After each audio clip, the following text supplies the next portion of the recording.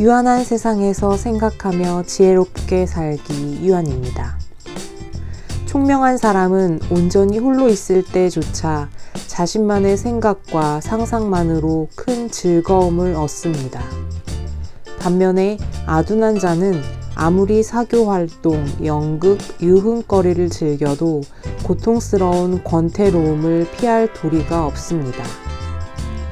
선하고 절제하는 온화한 성품의 소유자는 환경이 공공해도 만족을 찾습니다.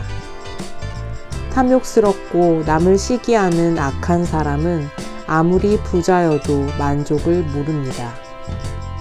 하지만 비범하고 뛰어난 정신을 지닌 인격을 추구하는 자는 대다수 사람이 쫓는 향락을 번거롭고 성가시다고 생각합니다. 지적 능력이 아주 탁월한 인간이 자신의 능력이 필요치 않는 보잘것없는 일이나 힘에 부치는 육체 노동을 하느라 자기 능력을 개발하거나 활용하지 못한다면 그는 더욱 불행하다고 생각할 것입니다. 부잣집에서 태어난 많은 사람이 엄청난 유산을 허무할 정도로 순식간에 속수무책으로 탕진해 버리는 원인은 빈곤하고 공허한 정신에서 비롯된 권태 때문입니다. 부자로 태어났지만 내면이 가난하면 외부에서 뭐든 받아들여 내면의 부를 외적인 부로 대신하려 하는데 그 노력은 부질없습니다.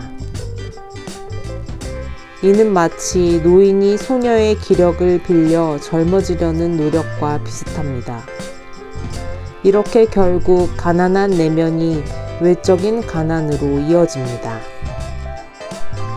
정신이 풍요로워지면 지루함이 설 자리가 없습니다. 정신이 풍요로운 자는 무한히 활발한 사교활동, 내면 세계와 외부 세계에서 일어나는 다채로운 현상으로 새로워지는 지적 유희와 힘, 그 힘을 항상 다른 것과 조합하려는 의욕들에 차 있습니다.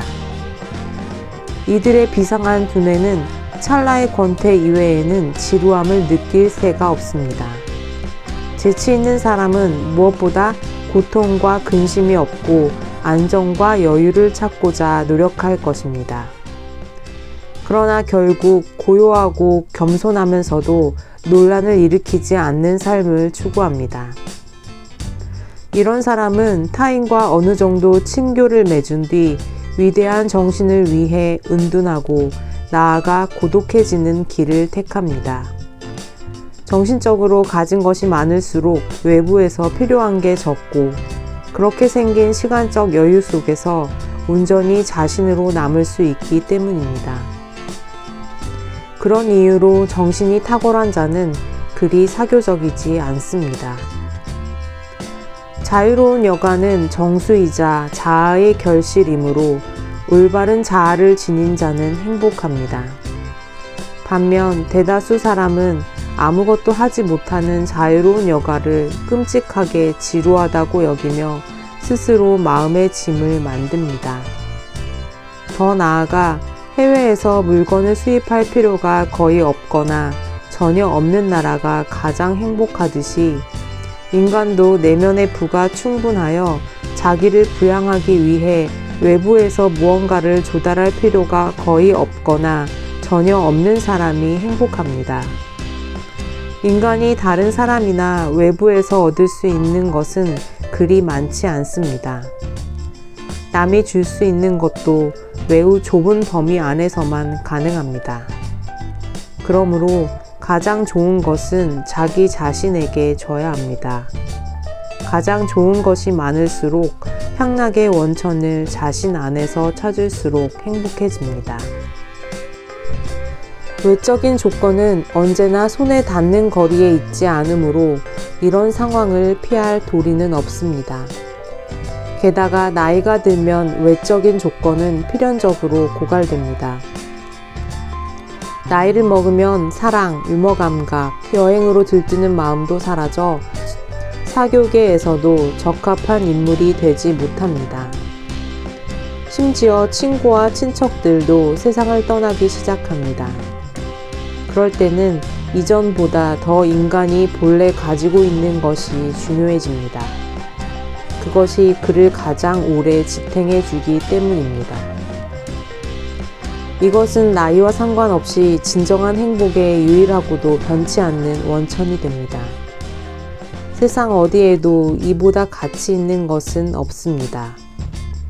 세상에는 빈곤과 고통이 넘치고 빈곤과 고통에서 벗어난 자들에게는 곳곳에 지루함이란 존재가 도사리고 있습니다. 더구나 세상은 사악함이 지배하고 어리석음은 떵떵거리며 살고 있습니다. 운명은 잔혹하고 인간은 애처롭습니다. 이런 세상에서 본래 정신적으로 풍족한 사람은 눈 내리고 얼음이 어는 12월의 겨울밤에 환하고 따뜻한 난로가 있는 곳에서 크리스마스를 맞이하는 것과 같습니다. 이때 필요한 조건은 독립심과 여유입니다. 독립과 여유는 중용과 절제의 대가입니다. 이 조건을 달성한 자는 향락의 외부 원천에 휘둘리는 사람과 다릅니다. 관직과 돈, 호의, 세상의 인정을 받을 기회가 있어도 자신을 포기하면서까지 다른 인간들의 비열한 의도나 저열한 취향에 미혹당하지 않습니다. 인간을 사교적으로 만드는 요인은 인간이 외로움과 외로운 자기 자신을 견디지 못하기 때문입니다. 그들은 자신보다 다른 사람들을 견디는 게 더 쉽습니다. 이런 자들을 사교 모임, 외국 여행으로 몰아가는 주체는 내면의 공허함과 권태감입니다. 이런 인간의 정신에는 스스로 움직일 만한 원동력이 없습니다. 그래서 그는 포도주라도 마시면서 기운을 끌어올리려다가 그냥 술고래가 되기도 합니다. 바로 이런 이유로 그는 외부로부터 자극, 자신과 같은 부류에서 오는 매우 강력한 자극이 필요합니다. 이 자극이 없으면 그의 정신은 자기 무게를 감당하지 못하고 자신을 짓누르는 무기력증에 빠집니다. 비사교적인 사람은 이런 사교관계가 필요 없는 사람입니다.